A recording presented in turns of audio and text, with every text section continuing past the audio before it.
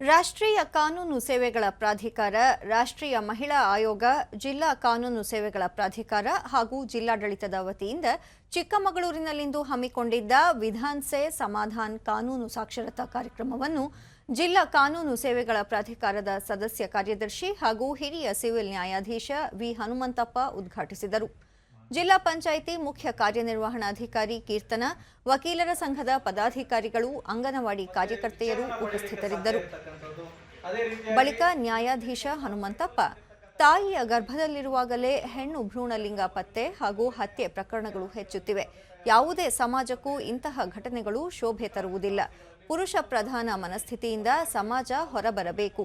ಸಂವಿಧಾನದ ಆಶಯದಂತೆ ಮಹಿಳೆಯರಿಗೂ ಸಮಾನತೆ ಮತ್ತು ಸ್ವಾತಂತ್ರ್ಯ ಕಲ್ಪಿಸುವ ಕಾನೂನುಗಳನ್ನು ಬಲಪಡಿಸಬೇಕು ಎಂದು ತಿಳಿಸಿದರು.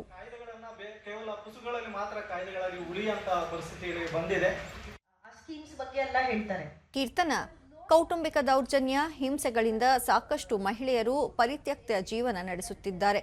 ಸ್ಥಳೀಯವಾಗಿ ಕೆಲಸ ಮಾಡುವ ಅಂಗನವಾಡಿ ಕಾರ್ಯಕರ್ತೆಯರು ಇಂತಹವರನ್ನು ಗುರುತಿಸಿ ಕಾನೂನು ರಕ್ಷಣೆ ದೊರೆಯುವಂತೆ ನೋಡಿಕೊಳ್ಳಬೇಕು ಎಂದು ಅಭಿಪ್ರಾಯಪಟ್ಟರು.